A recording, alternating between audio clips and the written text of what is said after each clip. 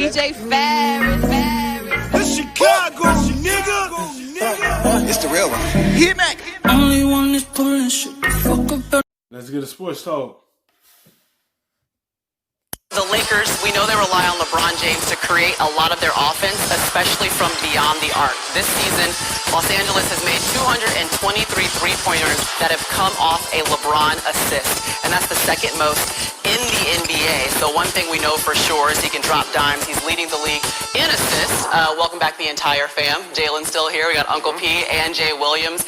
But it seems as though his scoring has dropped off a little bit since the NBA restart. Paul, what do you think LeBron is focused on right now as his team is continuing to ramp up and they're hoping to win a championship this season?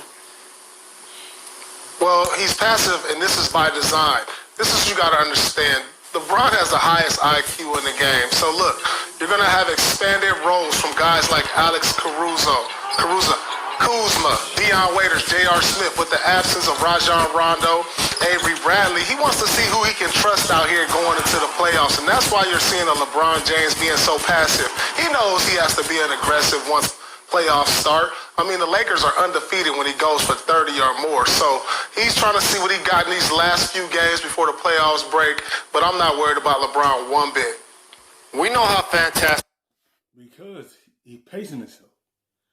And you do have to see, is y'all ready?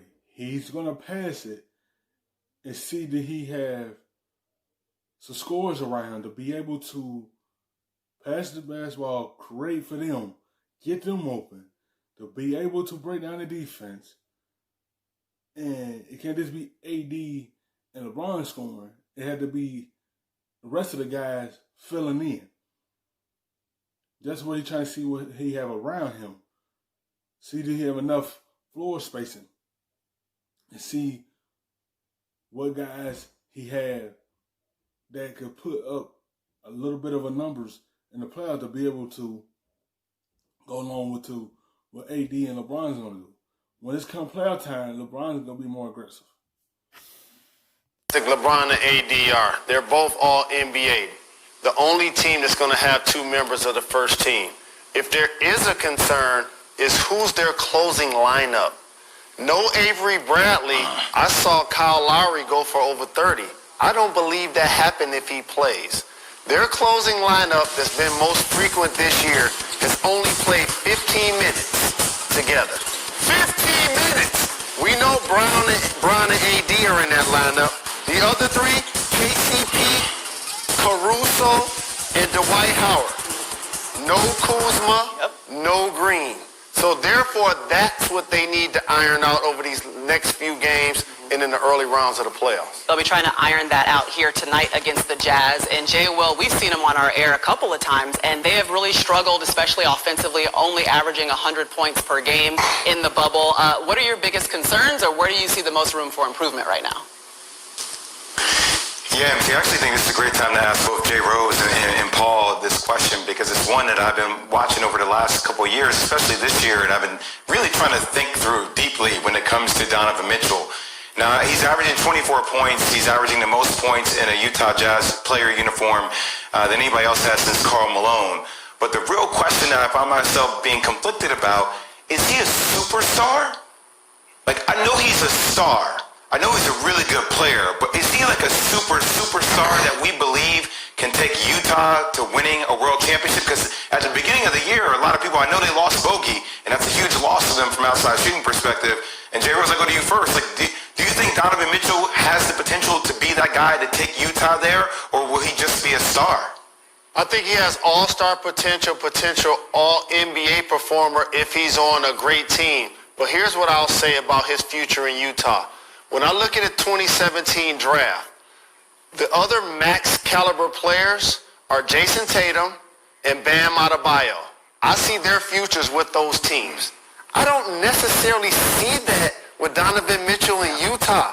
So Jay, to answer your question, don't be surprised if when it's time for all those other guys to get extensions, that he doesn't sign one. I don't know if he's there long term to be their best player. Right now, though, Donovan Mitchell averaging a career high with Utah. He's saying it because how much do he have around him to help him get Utah to a finals. Yeah, he got a good rim protector. But outside of that, what more you need to put around Donovan Mitchell to keep him there? You see what happened with Hayward. He said, we need a point guard. And that's all we need to be an elite team. They went to go get Rubio, but he went to Boston. So what's it going to be with Donovan Mitchell when he say, we need this, and he wind up doing the same thing Gordon Hayward do? It's all about what you put around the players that help keep them there. You know, some players will go frustrated. He might want to be in Utah, but some players' mindset be different. You know, yeah, Mike Conley, a good point guard, but he was up and down this season. Yeah, he had a solid time in a bubble, but you see the up and down that he was having with him. Like, what more he need around to help get Utah over the hump? I think Utah need to put more around him to be able to help this team get to a championship.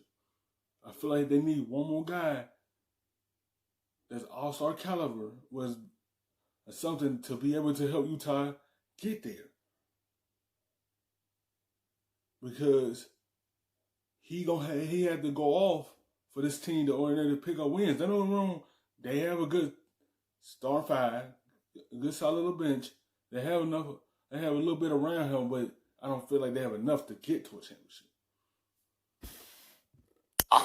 Go ahead, Paul. Man, listen, is he a superstar? Yes. By the criteria of this league, there's a lot of superstars in this league, but can he be the best player on a championship team, I think, is the question you want to answer. So I'm not so sure. I think you have to be at least 6'6" and up, just my opinion. But Donovan Mitchell is no question a superstar in this league. Thanks for watching ESPN on YouTube for live streaming sports.